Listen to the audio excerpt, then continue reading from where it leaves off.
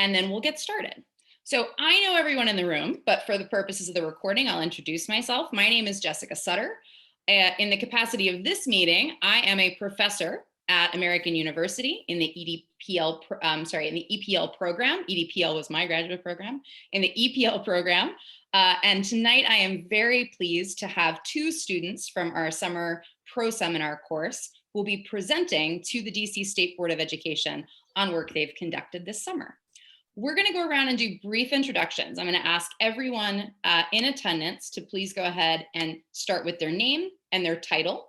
If you're a graduate student in the program, maybe share with us what semester you're in and what your day job is, because for my state board colleagues, all of our students are doing other things too, whether they're taking multiple courses in the program or have full-time work. Then I'll turn it to our presenters who will get the chance to present. We'll have time for Q&A, but I ask that everybody hold their questions until the presentation is over. So if a question strikes you during the presentation, go ahead and jot it down. And then after the presentation, we'll open up the floor for questions from students and members of the board. We'll then allow board members to head out if they like, and we'll have a closing conversation with students and John Paul Hayworth from the State Board, talking a little bit about the work of our agency and opportunities for students to ask questions as they consider their own careers after graduate school. So without further ado, I'm going to ask first to have the staff and members of the State Board of Education briefly introduce themselves, name, ward, or role, and then we'll turn it to our students. John Paul, do you want to start off? Actually, I'm going to defer to Ebony Rose. Okay, fantastic. Hi, my name is Ebony Rose Thompson. I am the Ward 7 representative on the State Board of Education, and I'll let Kayla introduce herself. Hi, I'm Kayla. I'm just here to see what I can help with. That's pretty much it. Kayla, where do you go to school? I go to school at Idea Public Charter School. And how are you interning with us? With the SBOE summer jobs. She's a rising senior, you all. So Nice to meet you. Graduate. Representative Patterson, do you want to go next? No problem. Good afternoon, everyone. I'm Jacques Patterson, and I am the at-large representative to the State Board of Education and a proud Ward 8 resident. And Representative Wattenberg. I'm Ruth Wattenberg, and I represent Ward 3 on the State Board of Education. So nice to meet you all. Vice President Gassoy. Hello, I am Vice President Gassoy, and my first name is Emily Gassoy, and I am also the representative for Ward 1. Fantastic. And I'm John Paul Hayworth with the State Board of Education. I'm the Executive Director. And I also have with me Darren Fleischer, who is our policy analyst, who's taking notes and helping us run the presentation. So, hi, Darren. Hello. I'm at the office, so I have my mask on. Good. And I'll turn it back to you, Dr. Sutter. Thanks so much to my state board colleagues. I'm going to ask my student attendees who are here tonight to go around briefly and introduce themselves, and then I'll turn it to the presenters. And Michelle and Katie, you can introduce yourselves at the start of your presentation. So can I give it first to Darian? Good evening, everyone. My name is Darian Sproul. I'm on my second to last semester in the EPL program at American University. I also work at American University in the Office of the Provost on a National Science Foundation grant called Advance. Darian, will you pass the torch to one of your colleagues and then we'll follow in that way? I'll pass it to my project partner, Leah. All right, good evening, everyone. As Darian said, I am Leah Clausen. I am finishing up my last semester here at AU. I'm excited about that, as well as I'm getting ready to start my 9th year as a 7th grade ELA teacher here in Charlotte-Mecklenburg schools. And I will go in order of who I see on my screen next. So I will pass it to Katie N. Hi, everybody. I'm Katie Norwood. This is my last semester of my graduate program as well. I'm entering into my 13th year teaching. I've taught everything from kindergarten to 8th grade, so kind of run the gambit. And we are also kind of running a little urban homestead this summer. So And I'm going to pass it to another Katie. Katie Mullins, I think that's you. Wasn't sure. Okay. Hi, I'm Katie Mullins. It's also my last semester at AU.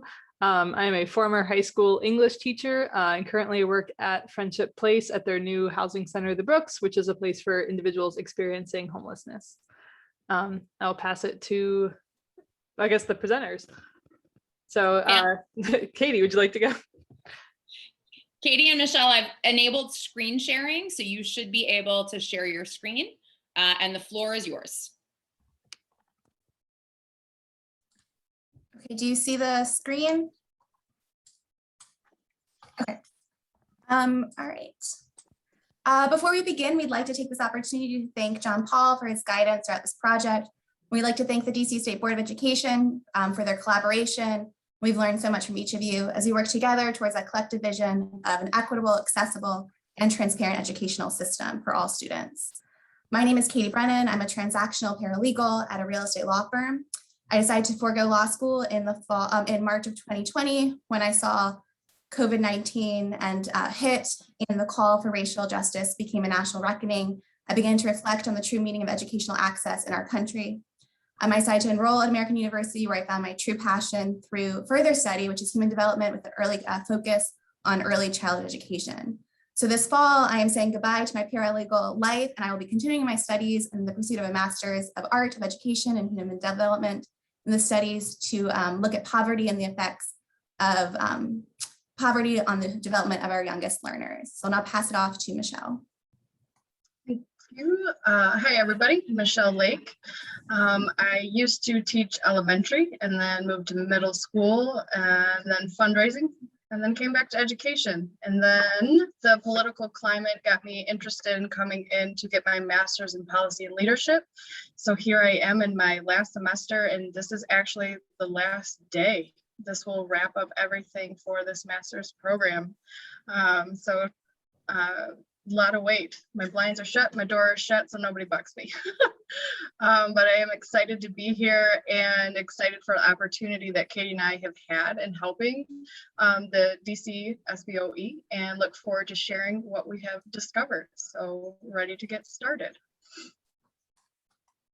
So to overview, what we are planning to do is to recap para and kind of go over what we found in the beginning to talk about where we started and where we ended up with this project, then going over those governance trends, and then end with the crosswalk that we created for the board to go over the trends that we found with decision makers, those board authorities, and accountability. So with the recap, one of the main things that we pulled from this to remember would be the fact that in 2015, there was the review of para and how DC schools have adapted since its start in 2007. What they found in place and working would be test scores.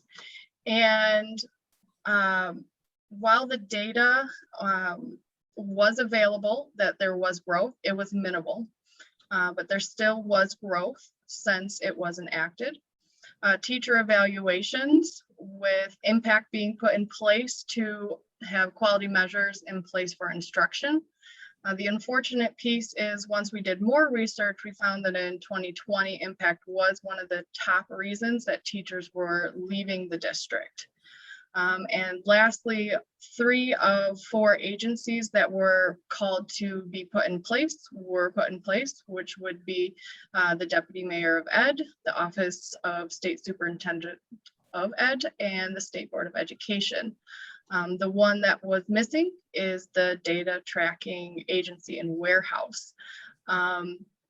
This is something that I'm sure everybody, even my group members that are here tonight, can relate to with their group projects. Finding that data can be very tricky. And it is something that Katie and I also found was incredibly important when we were finding all of the information with the other jurisdictions that we looked at. The data, everything is very data driven right now. And without that data, it's hard to know where to start, where to go to, where we're coming from. So it is incredibly important. The other thing was the pragmatic leadership. In the review, it compared places that mayoral control worked and places where it didn't. And it talked about the leadership on where it worked, and it was mayors where they had great relationship building skills, collaborative efforts, and they were pragmatic about what they wanted. They didn't get emotional with things, they didn't take things personally, and they were able to move forward with what they wanted to do with education. And the last one in the review, and again, this was back in 2015, because I know Jacques is in the room and he was in one of my other classes, and I know he's super involved in the community, but community engagement is one of them. And it talks about really being able to use the board to your advantage to create that community engagement plan and fully activating the role of the ombudsman. So as Michelle was stating, we examined 7 jurisdictions. That's Washington, D.C., Baltimore City, Chicago, Cleveland, Hawaii, Connecticut, and Delaware. And we analyzed their governance models and the authorities in which they are given key areas. During our research, we noticed that many jurisdictions have taken many different models of mayoral control beginning in the early to mid 90s. So Washington, D.C. since 2007 has stayed under mayoral control.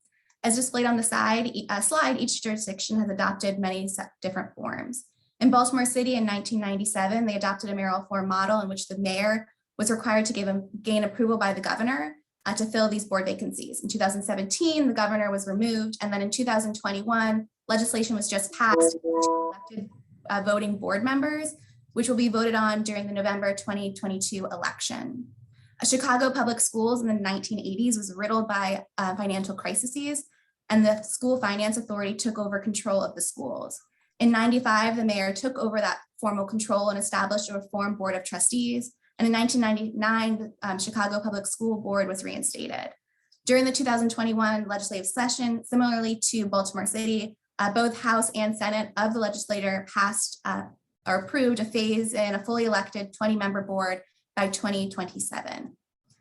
Cleveland in 1993 was predicted to have a school deficit that was nearly going to be $114 million. During that same or following year, 300 to 400 of the board of employees they were trying to eliminate.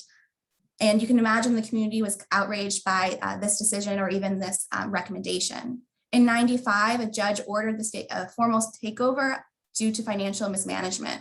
It's also important to note that in connection to the financial mismanagement, Cleveland Public Schools are found guilty of de facto and de jure segregation. So they were violating the 14th Amendment, was already under judicial control to remedy. In 98, Cleveland was free from judicial control, and the Ohio State Legislature passed Cleveland under mayoral control. They established a nominating panel, so that panel, anyone theoretically can nominate themselves through this nomination panel, and then the mayor would pick somebody from the nominees. In Hawaii, prior to 2010, the Hawaii State Board of Education made up a fully elected board, and throughout 1974, all the way to 2002, there were many different reports that were trying to find the best way to improve schools in Hawaii, and many were finding that it wasn't a funding problem, it was an overly centralized problem, and they attempted to have to create local school boards within Hawaii, but ultimately it failed. And then in 2010, over 55% of the voters voted to amend the state constitution to have a fully appointed board by the governor. The notion for this move was that the public could hold the governor accountable. In New Haven, they moved to a mayoral control prior to the 1990s, and the mayor appointed 7 members of the board, and the mayor was a member of the board. The mayor is still a member of the board, but there are 2 elected voting members. So it's important to understand the catalyst for reform trends. So to understand why jurisdictions move towards a mayoral control model, our research indicates that it really begins with a crisis, and usually this is often financial mismanagement. So as jurisdictions are grappling with crises, they see other cities and what they're doing around them, and mayoral control as a reform model was trending in the mid-90s. It can also be linked to a market-driven approach to reform that was later taken hold by accountability measures that would later come to No Child Left Behind and the privatization and industrialization of schooling. But as the initial crises kind of subside, jurisdictions are now questioning new models as they see that improvement rates are either not really growing or they're staying pretty stagnant. So as we look at trends, the most important one we have found is the trend of the mayoral control model within itself. So moving from one model to the next, however, is a reform model addressing the root cause of low-performing schools. As the former U.S. Assistant Secretary of Education said, mayoral control doesn't really solve any problems. Where there is poverty, there is low test scores. So looking at some of our crosswalk in decision makings and appointments throughout boards. So DC School Board of Education was the only fully elected state board of education we reviewed in our research. So largely state boards of education are appointed by the governor. Each board has different specification for qualification for seats. So for example, in Cleveland, 4 of the 9 board members need to have expertise in one of several areas. That could be education, finance, or business management. Several boards also have non-voting and student members or non-voting ex officio members. So this could be presidents of local universities or other key stakeholders within the community. So they sit and observe during board meetings, but don't have a voting authority.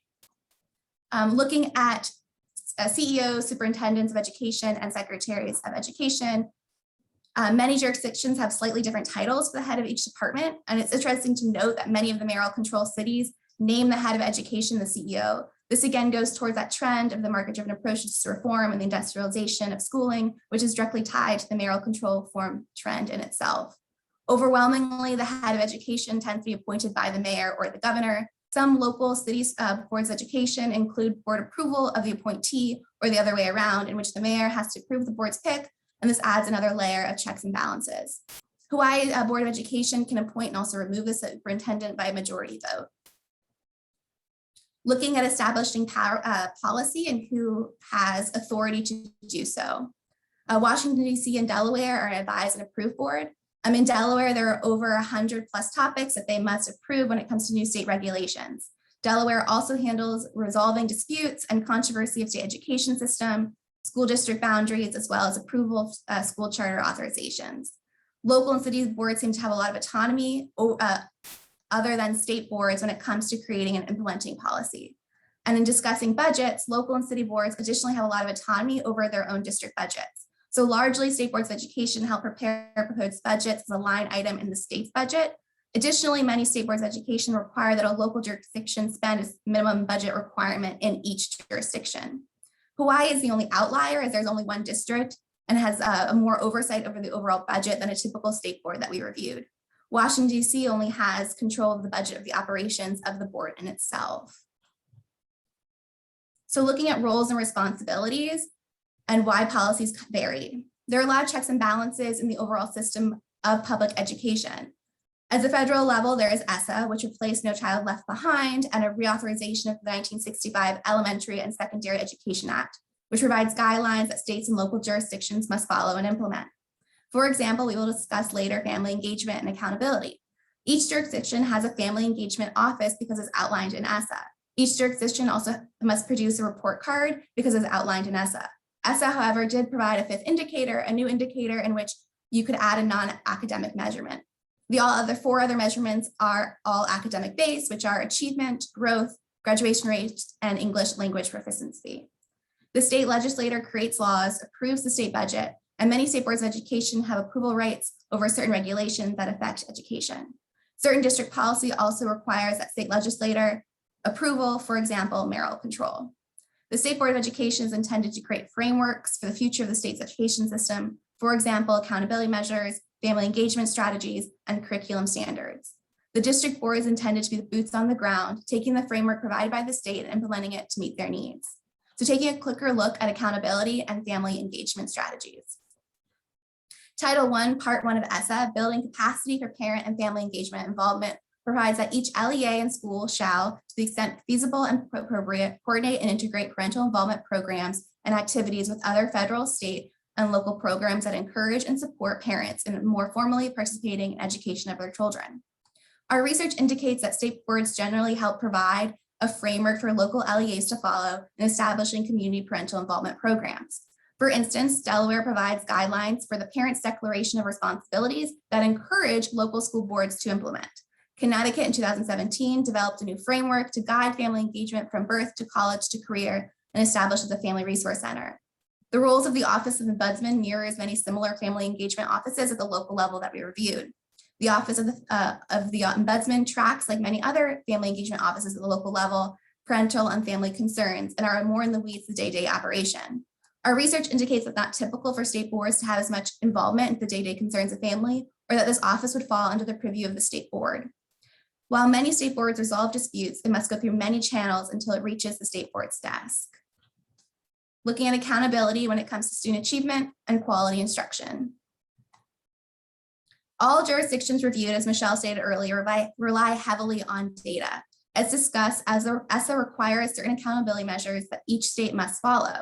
One of these measures is the state local report cards. DC School Board of Education, in collaboration with the Office of the Superintendent, approves the format of the state report card. In 2015, the State Board of Connecticut, for instance, launched the Connecticut's Next Generation Accountability System that included 12 indicators.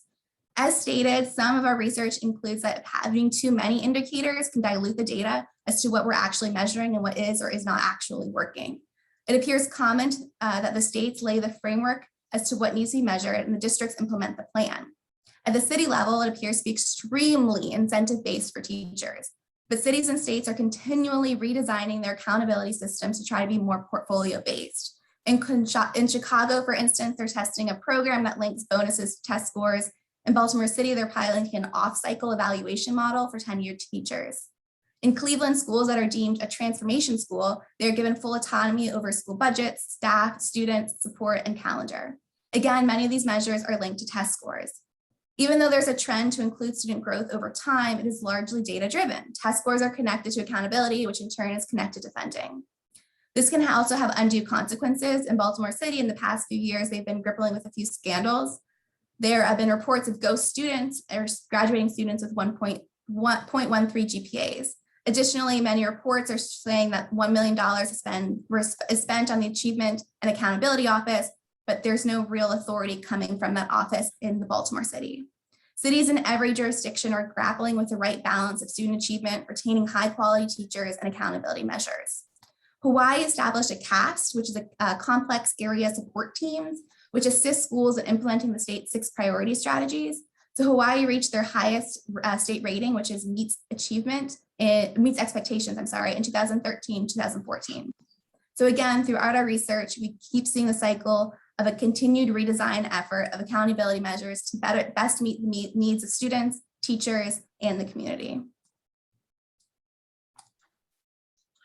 So while each jurisdiction has their own local context, they all are in crisis that leads them to make change.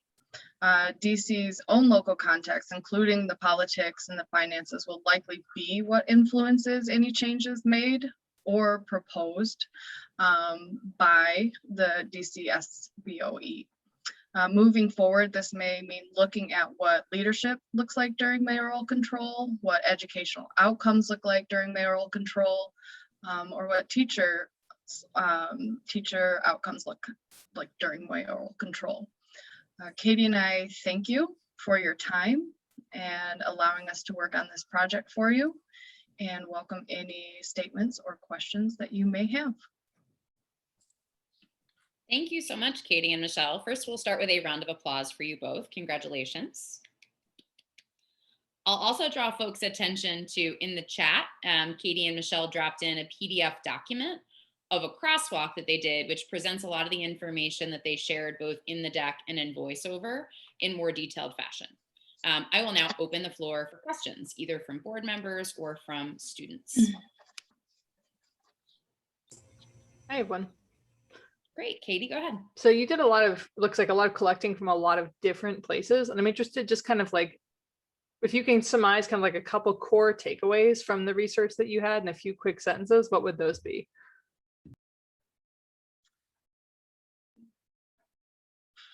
Government structure does not necessarily matter, and data is important.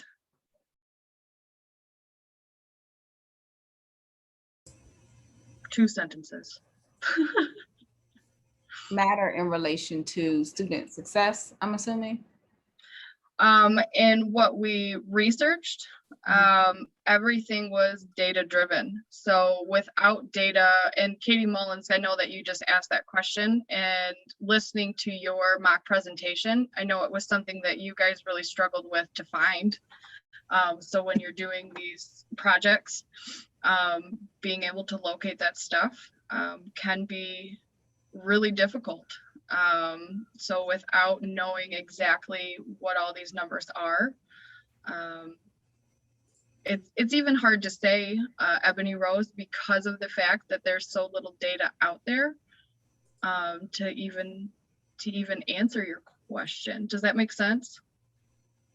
And while data is data is very important, you can see that in our presentation, we don't really have very many numbers and data, because what we're seeing is there's not really a trend either way that mayoral control is or isn't working. So we can pull data that it's working in a city or it's not working in a city, but it's not significant, or what is the statistically significant to say that this is the trend in mayoral control, because things are constantly changing, constantly going all over the place during the context of what's happening during that time in that city. I'm going to turn to John Paul next, but I wanted to just insert Katie Mullins and her research partner, Abby, did research for the Office of the Student Advocate on attendance. And what Michelle is referring to is how difficult it was to find information which is supposed to be publicly available in the District of Columbia about student attendance. So for instance, student attendance reports are not actually publicly available in the way I think most of us would assume that term might mean, meaning a member of the public cannot simply find a school or an LEA's attendance report annually without making data requests of an agency who would be able to grant permission or not to release that data to the public. John Paul, I'll turn to you for your question. So mine's a little bit of a follow-up question. It seems to me that that's one of the sort of takeaways that's been very surprising in terms of that data is not actually available as easily as it probably should be across a lot of the different presentations. So my question is, what was the most surprising in a positive way thing that you found in your research of these other jurisdictions?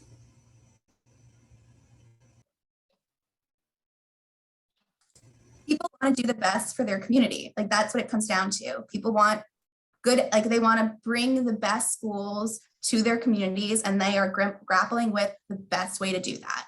And like that is happening throughout this country. And I think reading about how much people want to improve schools is obviously a positive thing. It's just like, what is that solution? And what is that solution within a jurisdiction? Because every jurisdiction, every community is different. So what is working in one place isn't necessarily going to work somewhere else. And people are working very hard to try to find solutions. I think that is the summary of the research, where it's, what are new accountability measurements that we can put in place to help students? What are new family engagement measurements we can put in place to help students and families? I think that is my biggest takeaway. People are working very hard. One of the areas I thought was really interesting was in Hawaii, with them establishing the caste. And normally you hear that word and it seems really negative, but in this instance, where it's the meet expectations, they received the highest level meets expectations, data collection, and were praised.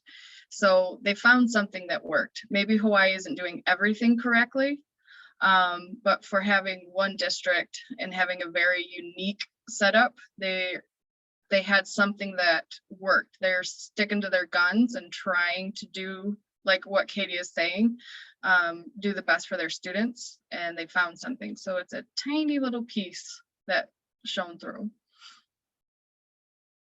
I'm going to turn next to Representative Wattenberg. Hi, everybody. Thank you. My question, in one of these slides, and I unfortunately can't tell you which one of you talked about checks and balances and how that was working. Could you say something about how that worked across the different places that you looked at? I mean, who was checking who on what, especially with regard to, I guess, in terms of the city, in terms of the data, I guess, or in terms of whatever, how were the states and districts checking each other, and the feds, I guess you were also putting in there? Are you talking about with the roles and the responsibilities? I think that might have been where it was. So the reason we put that in there, I'll just break down why we put that in there with kind of that checks and balances is we were asked to bring in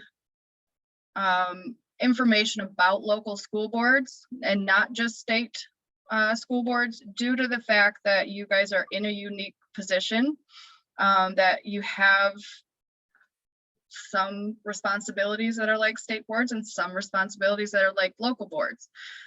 So it can seem like the local boards have more autonomy to make more decisions, and that can be enticing, but ultimately what we were trying to explain here is the fact that you guys are the state board. So where you fall right here is kind of in between the two, because you have to balance that line between being the state board and the local.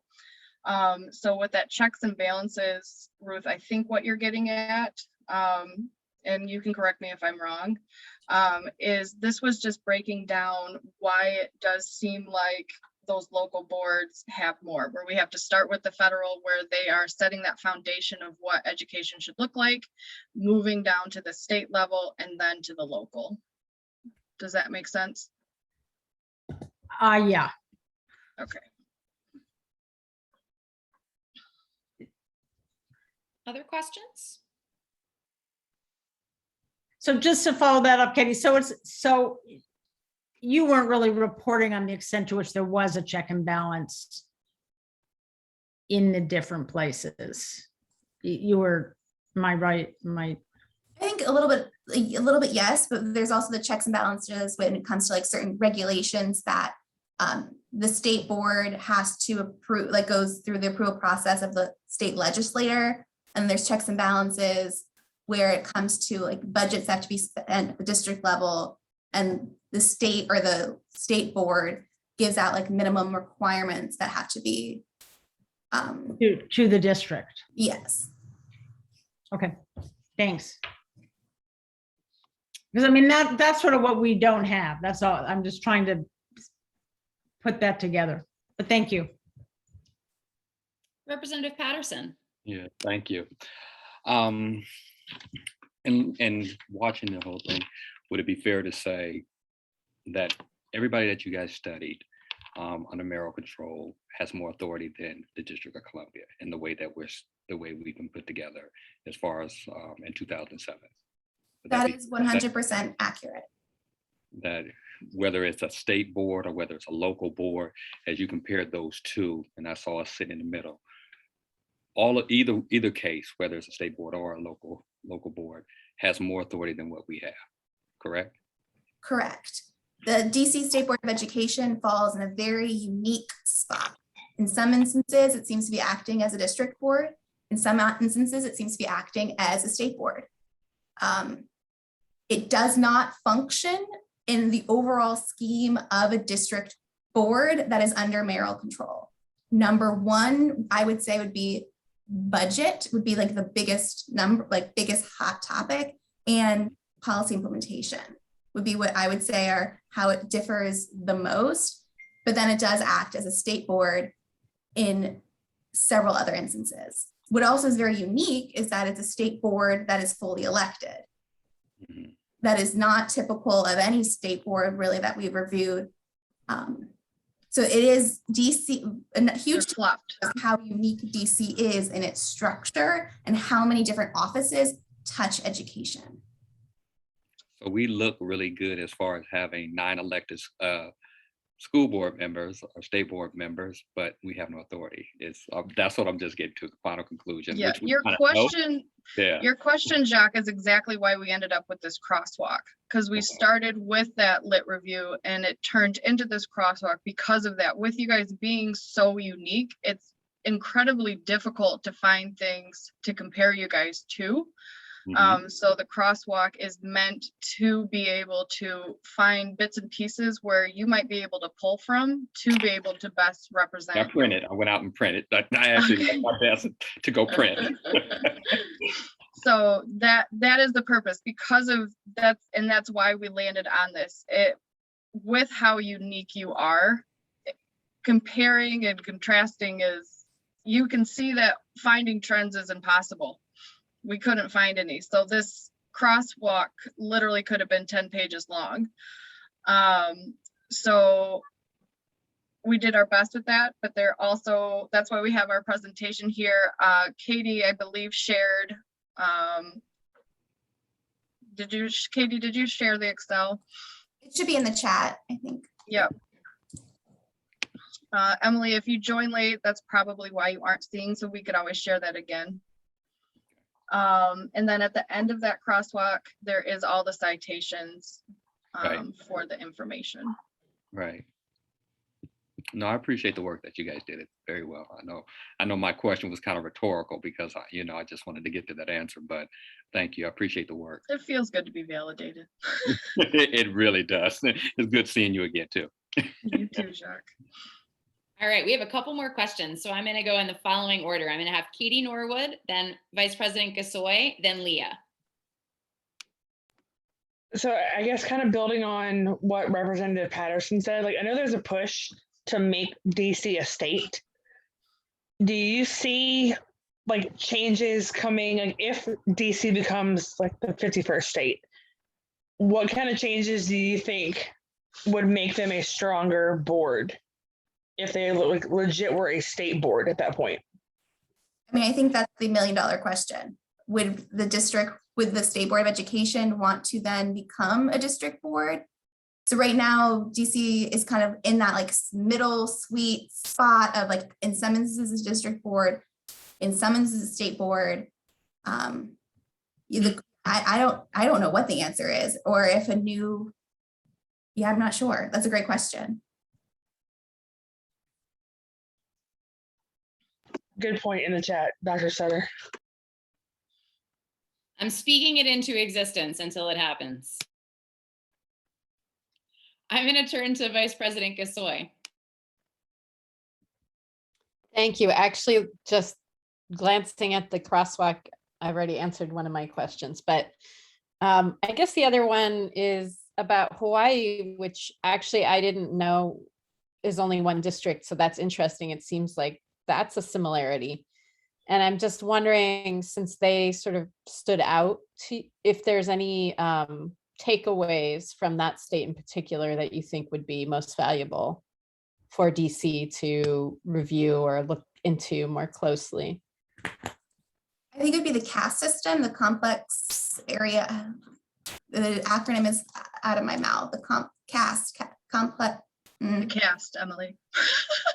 Yeah, in which they have a group that basically goes to, I think 6 areas in Hawaii, and will then try to implement strategies, more of like a boots on the ground type of situation of the state board's agenda. And that seems to have been working very well for Hawaii. And Hawaii has seen, we talk about data, they have seen improvements in their governance structure since they went to a governor controlled model. They have been seeing improvements, and they went from like meet expectations, which is one of the highest levels you can meet in the review process. And they attribute that a lot to the CAST system.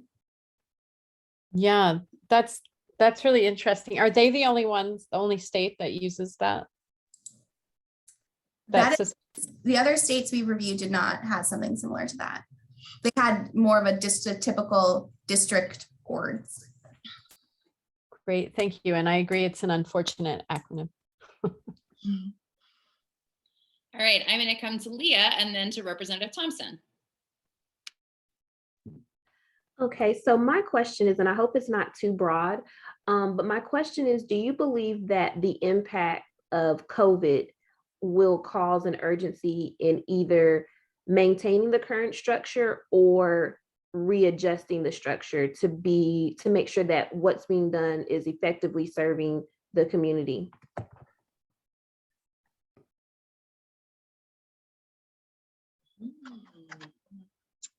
I don't know if that's our question or a board question. Yeah, I see smiles from them. They know it's theirs. I'd be curious to hear the student take on it though, because I love that your slide pointed out that crises are often the impetus for Mhm. systems. So in this So- case, I'm curious to hear what students think. I guess I feel a little bit torn because the way our presentation goes with this crisis is the sense that sometimes we get into crisis mode and it's that fight or flight and we're like, it's not working, we have to change it, instead of using what we got and making it work, right? Where other times we get into crisis and we do actually need to change what's going on. So with COVID, I think it could go either way. So that's why, Leah, I'm not 100% sure with COVID because it is its own beast. So part of me feels like it just has to be assessed in its own way, if I'm making any sense, because now I feel like I'm digressing a little bit. But I do think it's important when you are faced with a situation where you might need to change did we do everything we could with what we have before we make a change just for the sake of making a change? And if I may, from a state board education, Representative Sutter, kind of weigh in a little bit. If that's okay with you? Sure. Yes. Okay. What I was going to say about in answering the young lady's question is that I think what the pandemic did and what COVID did was it really highlighted that if the mayor has ultimate decision power, what does that look like when people disagree on how things should be implemented and how, they come into being and who's being listened to.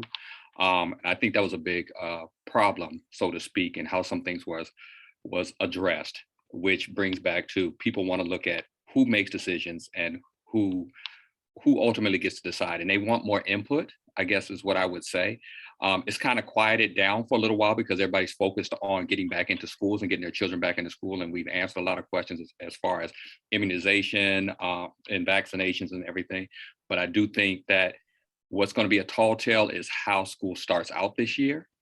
If, the decisions that were made, we have you can't have a perfect beginning of the school year under this situation, but people are really going to be looking at how we start this school year and to say, should there be some differences in how we're governed as far as schools? I think there's going to be a lot of conversations about that, which could be the catalyst, as Dr. Sutter said, that could spur a lot of people calling for a difference in the way that we address issues. Thank you. I'm going to come to Representative Thompson. Well, thank you. So I'll give you my 2 cents, which is a lot shorter. I think that what people think is important is a function of how much they understand. I think what this pandemic did was it helped people understand that the mayor is actually in control of our schools, period. I don't think people understood that before. I think a lot of times people would see the chancellor, whoever they were at any given time, as the figurehead for who's in charge of education in DC. But this is one of the few times that you saw the mayor at press conferences, on the news and other places saying, this is what I want to do with schools. And I think that was clarifying for people. So if people understand that better, maybe they demand something different, but you had to understand that's what was happening to ask for something different. My question, I heard you all say that you believe we have the functions of, like, we kind of sit in the middle, functions of a state board and a local board. I struggle to think of any local board functions that we actually have. Like, I feel like we don't, I don't, and so I would be curious how you all, what falls into that category as far as what powers we currently have or responsibilities we currently have that would normally fall to local boards. I think it's like the family engagement in the office of the ombudsman. So a lot of the functionality and being in the day-to-day weeds of hearing concerns you have to typically go through so many more channels until it got to a typical State Board of Education's desk. So I think a lot of the family engagement that the State Board of Education does in DC mirrors a little bit more of a local board, and that they're more in the weeds to the community's needs.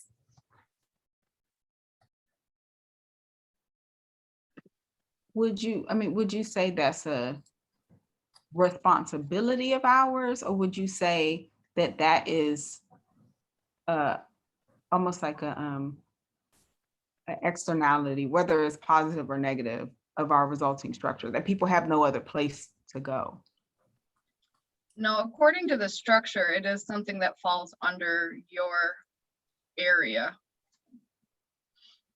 is the family engagement policy planning and the role of the ombudsman.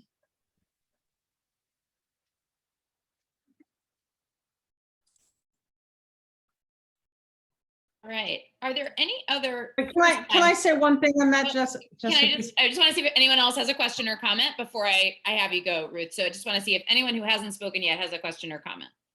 If not, I'm going to give it back to Representative Wattenberg. Okay. Well, first, just to comment on the last go round. Wait, what was I going to say? So the DCPS, the local public school system, also has an ombudsman separately, and they also run family engagement. So it's not quite like we're doing the ombudsman work or the engagement work of the school district. Now, maybe it's more true in the charter sector, but in DCPS, we're sort of a different place, but it's complicated. But what I really wanted to comment on is just the very interesting question about what did the pandemic tell us about our governance structure? And I agree very much with what Representative Patterson was saying. And I would sort of put it this way, in addition, is just here we were confronted with something where the views of different constituencies, different neighborhoods, different anything were very diverse. And we really, what struck me is how we really didn't have a mechanism in the city for really trying to hear all those views in a systematic way, try to understand how you might put them together in some kind of compromise. I mean, that's what elected boards typically do, or elected bodies, period, typically do. And we really didn't have that in DC. So you just sort of had the mayor and DCPS kind of trying to figure out from their very high perches, what should we do? And I think most people would say, you know, as Ebony and Jacques both said, it wasn't very satisfying. There was no mechanism there, and that was apparent. So.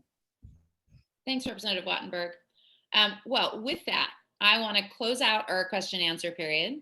Thank Katie and Michelle again for their work. Thank all the members for attending today, and give one final round of applause. Thank you all so much for good questions, for good listening. Thank you, Katie and Michelle, for the products you created. At this point, John Paul, if members don't have other responsibilities, I'd love to let them go so that we can have students engage with you about the work of the board and any questions they might have for you about the future of their ed careers as they think about that. Sounds good. All Thanks, right. members. Bye, colleagues. Thank you. Good luck, everyone. Take care. Thanks so much for your work.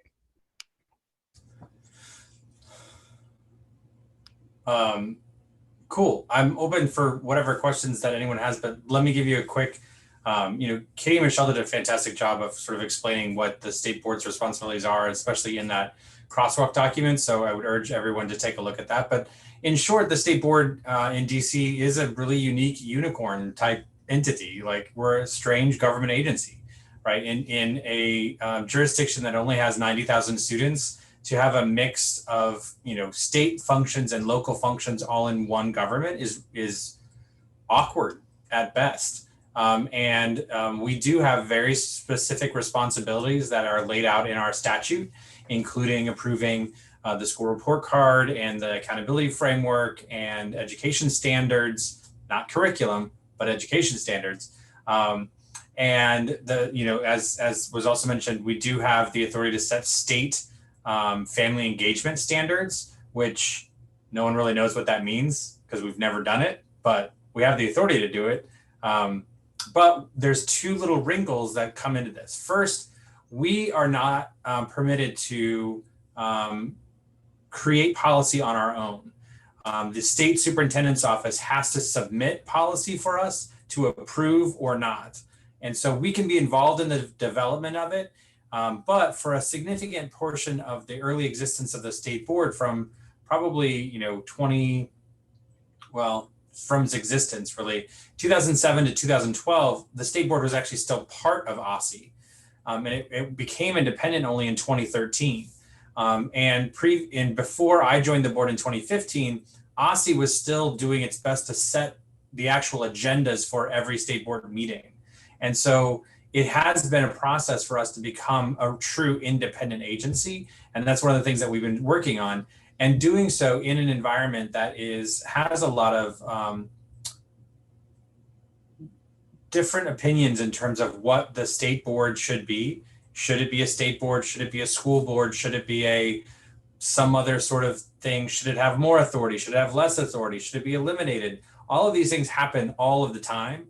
And I think it's been an interesting road to try to create in an agency where we are now. I think is a good space. We are heard by members of the government, by the mayor's office, by the council's office, and we are also known to be listeners of the residents. And I think that's true pretty much citywide, that if folks know what the state board is, they know that they can call us and get assistance or talk to us about what's going on in their school, and we'll do our best to try to help, try to set up meetings, try to do things.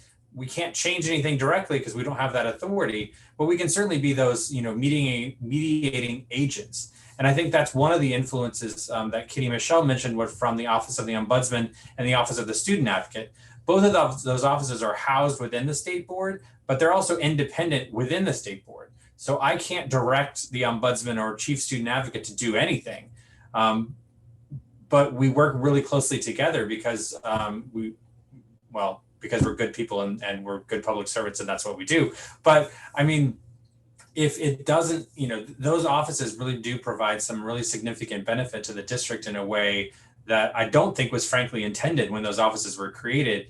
And I'm saying that as I was a staffer with the mayor's office when those bills were written, and I know exactly what happened in the conversations when those bills were written. They were not written to be successful, right? They were written for a political purpose only. And the fact is that we have had really good people in those roles at the state board that have created successful offices. And I think that's made the difference. And that's exactly what I think Michelle and Katie were talking about earlier, that it really does matter about the leaders that you have in positions of power on whether or not you're going to be a successful education system or not.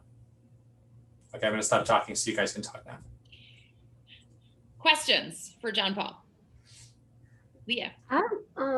As I'm looking more at that particular office myself, because personally I feel like that's like almost like the holy grail of education systems, and I'm just now learning about it through their project.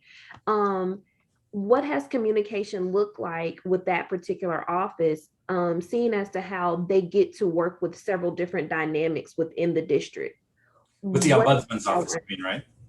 I'm sorry? With the Ombudsman's office, you mean? Yes, sir. Yeah. So the Ombudsman's office when it was originally created, it was actually housed at the deputy mayor's office. And then the deputy mayors at the time decided never to staff the position because the mayor wasn't in favor of the bill, so didn't ever staff the position. So what the role is to be a neutral mediator between schools and families and this is part of the actual statute, is to find the best solutions for the student. So it is not an office that makes people happy all the time. It is an office that gets to the best thing for the student. And I think they are now known for that role, like being that mediator, being that neutral party that can come in and say, okay, we know all the laws, and so we can help the family understand what all the laws are, what the regulations are, what all the nuances are, and how to ask the right questions, how to get to the best solution. And the opposite side is we are a government entity. The Ombudsman is a government entity, and so they know how bureaucracy works, what is possible, what is not, and bringing all of those things forward to figure out what is the best solution for the student. And I think we've been very lucky. We've had two really, really good ombudsmen in Joanna Smith and with Serena Hayes now as ombudsman, and they're fantastic people, right? They really deeply care.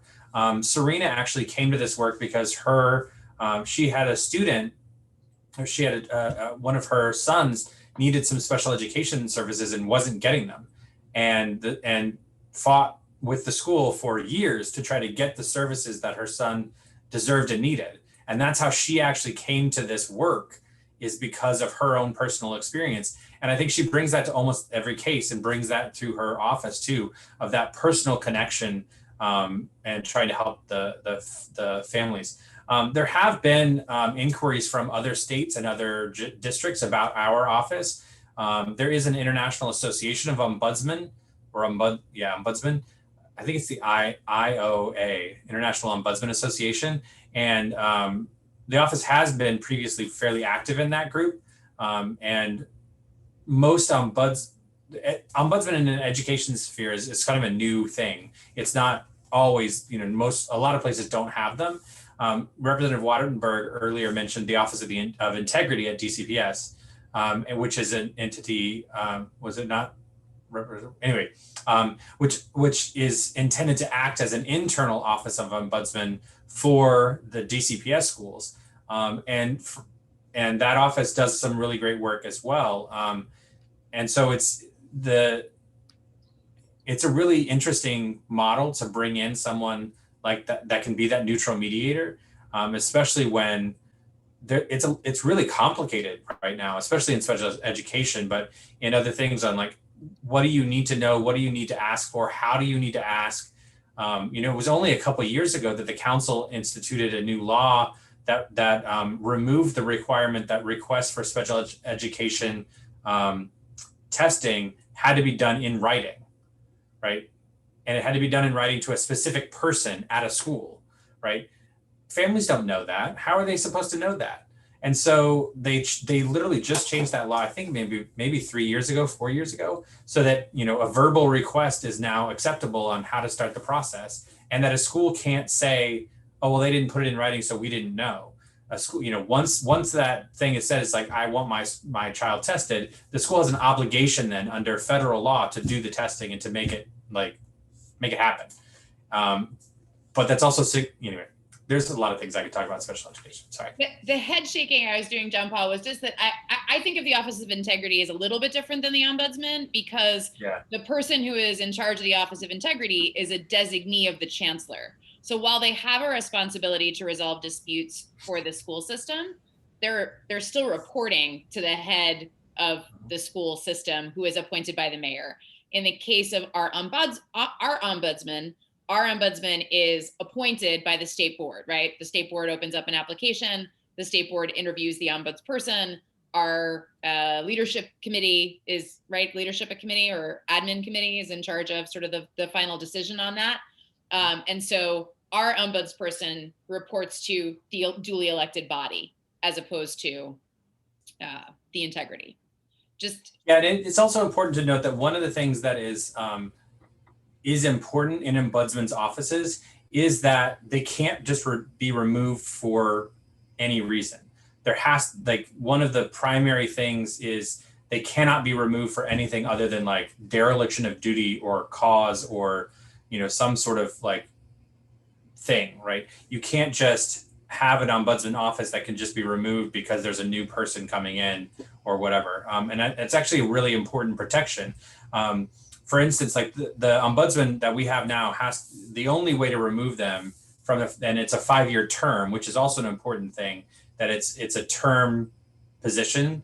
And I can go to that for other details, but they can only be removed for abuse of office, and it takes a 2/3 vote of the board to remove. And they have to be provided an opportunity to address the board prior to any vote. So it's very strict in terms of like, it's a high bar in terms of being able to remove someone. So it provides that additional level of scrutiny at the beginning to make sure that you have the right candidate for those positions. So we're coming up on time. And so what I'd love to do is, if folks have questions for John Paul, either about the state board or about John Paul's own professional journey, like how does one become the executive director charged with dealing with our 9 elected sparkling personalities who are always easy and fun to work with and never at all difficult. If anyone has questions for John Paul about any of those things, I'd love to stick around for a few more minutes if you've got the time, John Paul. But if folks need to drop off, it's fine to go. So why don't we say we'll keep going till about 5:45, so about 12 more minutes, if folks want to stick around and have more questions. I am always obviously the sparkliest personality, but you know. Yeah. And if folks also feel free to follow up with me via email, or I'm happy to set up some coffee meetings or Zoom meetings over a cocktail as well. If there's more questions that you don't necessarily want to ask in this forum, I'm happy to talk to Dr. Sutter's students anytime.